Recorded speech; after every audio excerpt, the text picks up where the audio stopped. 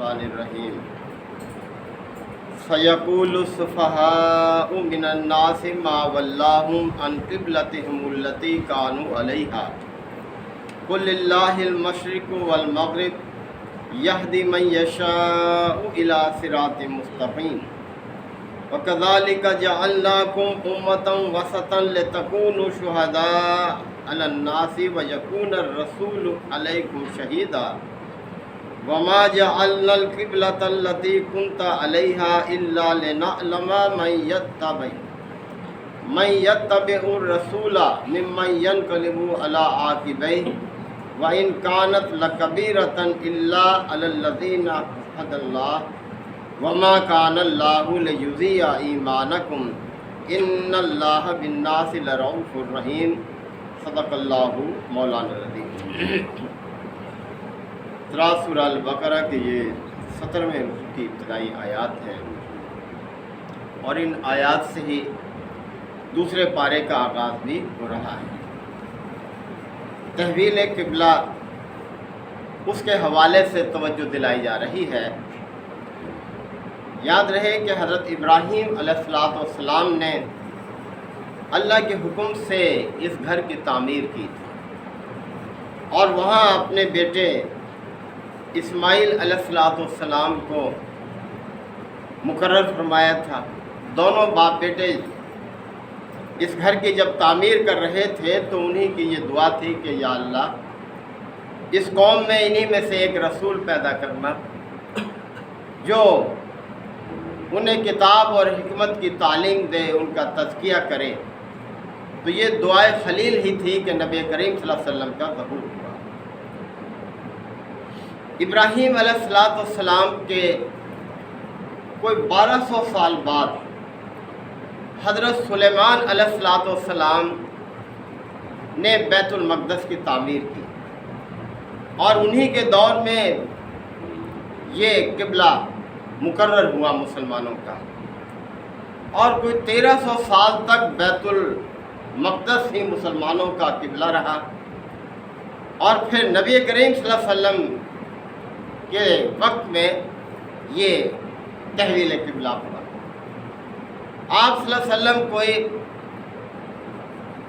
14.5 سال تک بیت المقدس کی طرف رخ کر کے نماز پڑھتے رہے، یعنی 13 سال مکی دور اور ہجرت کے بعد دوسرا سال تھا، رجب یا شعبان کا مہینہ تھا۔ دونوں روایات آتی ہیں کہ آپ صلی اللہ علیہ وسلم پر تحویل قبلہ کا حکم نازل ہوا۔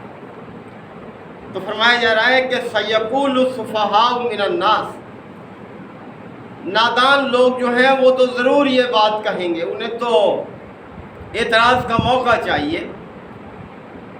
تو جو نادان لوگ ہیں وہ ضرور یہ کہیں گے ما ولاہم عن قبلتہم التی کانوا علیہا، کہ کیا ہوا یکایک ان مسلمانوں کو کہ جس طرف یہ رخ کر کے نماز پڑھتے تھے اس سے یکدم پھر گئے، یہ کیا ہو گیا ایسا اچنبا؟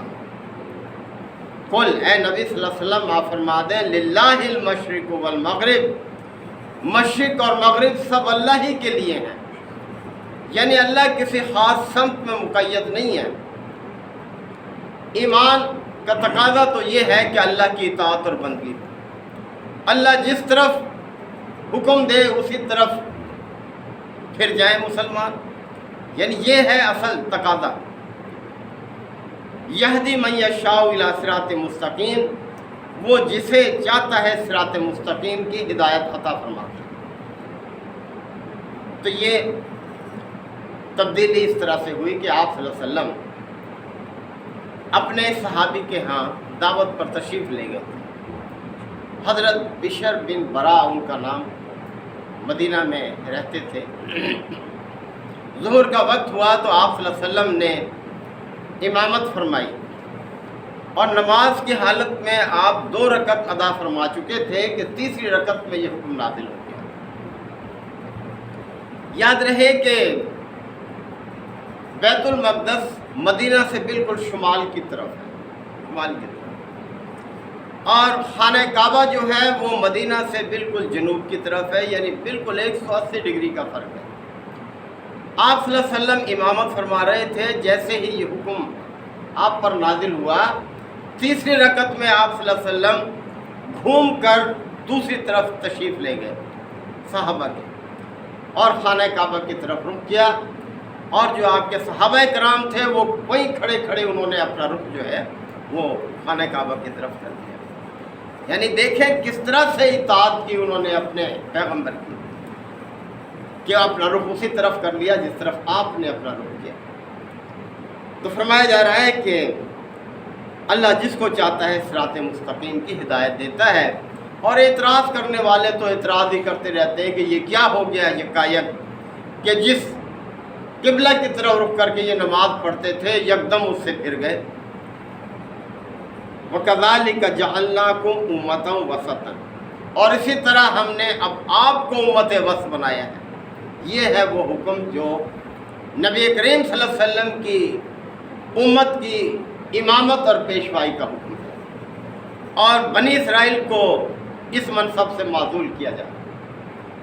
تو فرمایا کہ وَكَذَلِكَ جَعَلْنَاكُمْ أُمَّةً وَسَطًا، اور اسی طرح ہم نے اب تمہیں امت وسط بنایا ہے۔ امت وسط سے مراد ایسی امت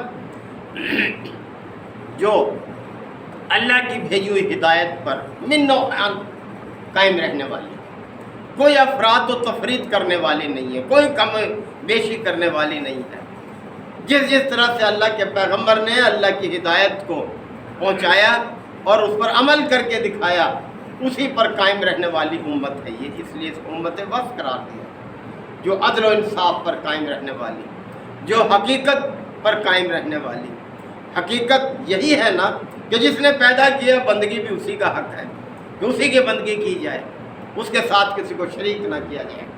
تو فرمایا وَكَذَلِكَ جَعَلْنَاكُمْ أُمَّةً وَسَطًا، اور اسی طرح ہم نے تمہیں امت وسط بنایا ہے، لِتَكُونُوا شُهَدَاءَ عَلَى النَّاسِ، تاکہ تم لوگوں پر گواہ ہو، وَيَكُونَ الرَّسُولُ عَلَيْكُمْ شَهِيدًا، اور رسول تم پر گواہ ہو۔ یہ آخرت کے حوالے سے بات کی جائے کہ آخرت میں جب سب انسان اللہ کے حضور پیش ہوں گے تو اللہ کے پیغمبر کھڑے کیے جائیں گے، اور وہ اس بات کی گواہی دیں گے کہ یا اللہ، جو پیغام تو نے ہم تک بھیجا تھا ہم نے اپنی قوم کی طرف بلا کم و کاس پہنچایا، اور اپنے رویے سے اس پر عمل کر کے بھی دکھایا کہ اس طرح سے عمل کرنا ہے اللہ کی دعوت پر۔ اور پھر نبی کریم صلی اللہ علیہ وسلم کے پیش رو ہونے کے حوالے سے ہمیں کھڑا کیا جائے گا کہ بتاؤ، تم نے اللہ کی اس دعوت کو جو ہمارے رسول نے تم تک پہنچائی تھی، کیا تم نے دوسرے لوگوں تک پہنچائی؟ کیا اس کا عملی نمونہ تم بنے، جس طرح پیغمبر اس کا عملی نمونہ بنا تھا، اور اس نے انسانوں کے سامنے اللہ کی دعوت کو اپنے قول سے، اپنے عمل سے پہنچایا تھا۔ تو ہمیں اس بات کی دیکھیں فکر ہونی چاہیے ہر لمحے کہ اب ہم اس منصب پر فائز ہیں، اللہ نے ہمیں یہ عزت دی ہے، یہ منصب دیا ہے، یہ مقام دیا ہے کہ ہم اللہ کی دعوت کو عملی طور پر اختیار کریں اور لوگوں کے سامنے عملی نمونہ بنے، کہ لوگ دیکھیں کہ اللہ کا بندہ ایسا ہوتا ہے، اللہ کی اطاعت اس طرح کی جاتی ہے، اس کی بندگی ایسے کی جاتی ہے۔ تو انہیں فرمایا جا رہا ہے کہ دیکھو، تاکہ تم لوگوں پر گواہ ہو سکو اور اللہ کا رسول تم پر گواہ ہو۔ وَمَا جَعَلْنَا الْقِبْلَةَ الَّتِي كُنْتَ عَلَيْهَا، اور وہ قبلہ جس کی طرف تم رخ کر کے نماز پڑھتے تھے ہم نے اس لیے مقرر کیا تھا، لِنَعْلَمَ مَنْ يَتَّبِعُ الرَّسُولَ، کہ کون رسول کی اتباع کرتا ہے۔ یعنی آپ صلی اللہ علیہ وسلم بھی کوئی 16.5 سال تک اسی قبلے کی طرف رخ کر کے نماز پڑھتے رہے، یعنی بیت المقدس کی طرف۔ یہ بھی ایک آزمائش تھی کہ آپ صلی اللہ علیہ وسلم بھی اور آپ کے پیروکار بھی اسی قبلے کی طرف رخ کر کے نماز پڑھتے رہے۔ اور ہم یہ دیکھیں کہ مِمَّن يَنْقَلِبُ عَلَىٰ عَقِبَيْهِ، کہ کون الٹا پھر جاتا ہے، یعنی یہ بھی ایک آزمائش تھی اہل ایمان کی۔ وَإِنْ كَانَتْ لَكَبِيرَةً، یقیناً یہ ایک بڑی بات تھی، یعنی کوئی معمولی بات تو نہیں تھی، لیکن إِلَّا عَلَى الَّذِينَ هَدَى اللَّهُ، لیکن ان کے لیے نہیں جن کو اللہ نے ہدایت بخشی۔ یعنی مومن تو اصل میں اللہ کی ہدایت کا پیروکار ہوتا ہے، اللہ جس طرف حکم دے اسی طرف جھک جاتا ہے۔ یہ ہے ہمارے لیے کہ اللہ کی ہدایت کو، اس کی روشنی کو ہم اختیار کریں، اسی کے پابند کریں۔ وما کان اللہ لیضیع ایمانکم، اور اللہ تمہارے ایمان کو ضائع کرنے والا ہرگز نہیں ہے۔ اللہ تمہارے ایمان کی قدر کرتا ہے اور تمہیں اچھے اجر سے نوازتا ہے، یعنی اللہ تمہارے ایمان کی جو قدر اس کے ہاں ہے، اس کے اجر کا تمہیں اسی وقت پتہ چلے گا جب اس اجر سے وہ تمہیں نوازے گا کہ کتنا بڑا اونچا درجہ ہے، مقام ہے اللہ پر ایمان اور اس پر عمل کرنے کا۔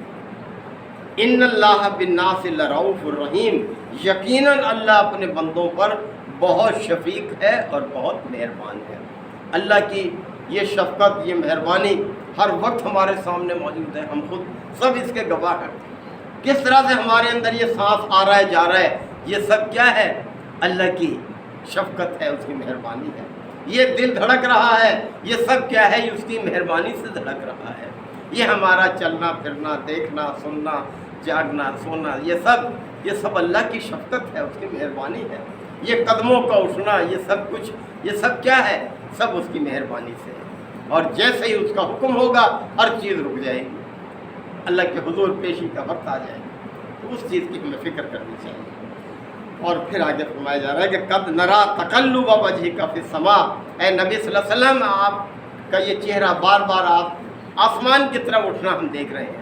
یعنی نبی کریم صلی اللہ علیہ وسلم بھی اس بات کے منتظر تھے کہ کب اللہ کی طرف سے یہ حکم آتا ہے، اور جب تک یہ حکم نہیں آیا آپ نے اس قبلے کی، یعنی پہلے قبلے کی پیروی کی۔ فول وجهک شطر المسجد الحرام، پس ہم آپ کا یہ رخ اب مسجد حرام کی طرف پھیرے دیتے ہیں، یعنی اب آپ کی امامت، آپ کی جو قوم ہے اس کی امامت اور پیشوائی کا یہ اعلان ہے، اور بنی اسرائیل کو معزول کیا جا رہا ہے۔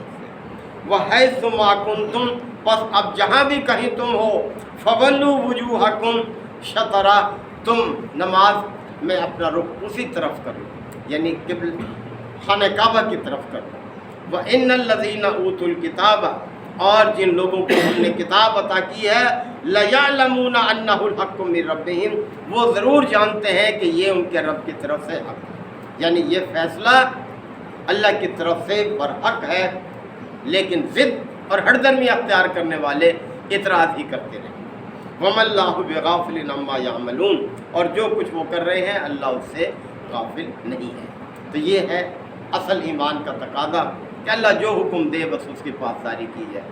اور جیسے کہ اللہ تعالیٰ نے وہ اعلان فرمایا نا آپ صلی اللہ علیہ وسلم کے حوالے سے کہ وَمَا آتَاكُمُ الرَّسُولُ فَخُذُوهُ، رسول جو کچھ تمہیں دے اس پر مضبوطی سے کاربند ہو جاؤ۔ وَمَا نَهَاكُمْ عَنْهُ فَانْتَهُوا، اور جس چیز سے وہ تمہیں روکے اس سے پیچھے ہٹ جاؤ، باز آ جاؤ اس سے۔ یہ ہے ایمان کا تقاضا۔ اللہ تعالیٰ ہم سب کو عمل کی توفیق عطا فرمائے۔ الحمد للہ وکفیٰ وسلام علی عبادہ الذین اصطفیٰ۔ ربنا آتنا فی الدنیا حسنہ وفی الآخرۃ حسنہ وقنا عذاب النار وادخلنا الجنۃ مع الابرار یا عزیز یا غفار یا رب العالمین۔ ربنا ظلمنا انفسنا وان لم تغفر لنا وترحمنا لنکونن من الخاسرین۔ ربنا لا تؤاخذنا ان نسینا او اخطأنا، ربنا ولا تحمل علینا اصرا کما حملتہ علی الذین من قبلنا، ربنا ولا تحملنا ما لا طاقۃ لنا بہ، واعف عنا واغفر لنا وارحمنا انت مولانا فانصرنا علی القوم الکافرین۔ یا شافی الامراض اشف مرضانا ومرضى المسلمین، یا قاضی الحاجات اقض حاجاتنا وحاجات المسلمین۔ اللهم اعز الاسلام والمسلمین، ربنا تقبل منا انك انت السميع العليم وتب علينا انك انت التواب الرحيم۔ صلی اللہ تعالی علی خیر خلقہ محمد و آلہ وصحبہ اجمعین۔